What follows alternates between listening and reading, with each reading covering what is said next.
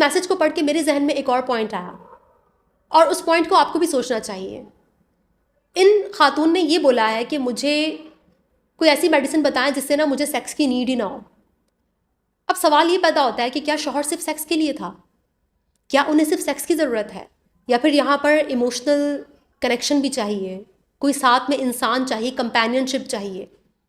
कभी कभार हमें खुद भी अपनी नीड्स पता नहीं होती। क्या पता सेक्स इतनी नीड ना हो इनकी नीड वो इमोशनल कनेक्शन हो, वो शौहर के साथ टाइम स्पेंड करना।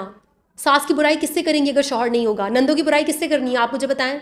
अब यहाँ पर मोरल पुलिसिंग करने की बिल्कुल भी हमें ज़रूरत नहीं है। अक्सर दिल करता है इंसान का यार कि पूरा दिन घर में आपने अपने सास के साथ जो है वो इतना आपने एक टफ दिन गुजारा है, तो उसके बाद आप किसी को तो बता सके ना अपना हाल। अब जाहिर सी बात है, इतना टफ दिन जब इंसान गुजारता है ससुराल वालों के साथ, तो कोई तो हो जिसको अपने दिल का हाल सुनाया जा सके। किसी का नर्वस सिस्टम चाहिए आपको रेगुलेट करने के लिए अपने आप को। तो शौहर यहाँ पर सिर्फ सेक्स के लिए तो नहीं है, जाहिर सी बात है। यहाँ पर एक कंपेनियन चाहिए, एक साथी चाहिए जिसके साथ लड़ा जा सके, जिसके साथ हर इमोशन शेयर किया जा सके, हर पल शेयर किया जा सके, इन्वेस्टमेंट की जा सके, फाइनेंशियल, इमोशनल, फिजिकल, मेंटल, हर किस्म की इन्वेस्टमेंट होती है शादी में। तो कभी कभार हमारे यहाँ लोग ना अपनी जो नीड्स होती हैं ना उनको भी समझने में कोताही कर देते हैं। उन्हें नहीं पता होता कि उनको चाहिए क्या। जैसे कि अभी कमेंट आया था मुझे किसी वीडियो पर, और एक लेडी ने कहा कि मेरी डिवोर्स हो गई और उसके बाद मुझे नहीं पता कि मैं क्यों इतनी हाइपर सेक्सुअल हो गई हूँ, मुझे क्यों इतनी ज़्यादा सेक्स की नीड है।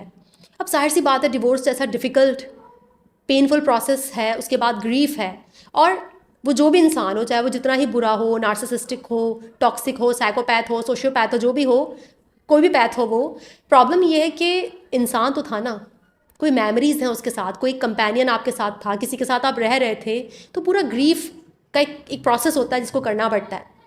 और इंसान कंपेनियनशिप पे मिस करता है। सिर्फ सेक्स नहीं होता, आप रोज़ाना हर टाइम सेक्स नहीं करते। आप एक इंसान के साथ रहते हैं तो आप बहुत सी चीज़ें शेयर करते हैं, नॉन वर्बल भी और वर्बल भी। तो कभी कभार हमें अपनी ही नीड्स पता नहीं होती कि हम चाहते क्या हैं। अपनी नीड्स को पता करना भी एक बहुत बड़ा आर्ट है, क्योंकि कोई भी कपल हो, सारा दिन तो कोई सेक्स नहीं करता, सारा दिन तो कोई जिनसी सरगर्मियाँ नहीं करता। इसलिए यहाँ पर अपनी नीड्स को जानना भी सीखे कि मेरी नीड क्या है। अगर बाहर से मुझे लग रहा है कि मुझे सिर्फ सेक्स चाहिए, तो उसके डीप डाउन और क्या इमोशंस हैं। तो इमोशंस की लिटरेसी बहुत ज़रूरी है।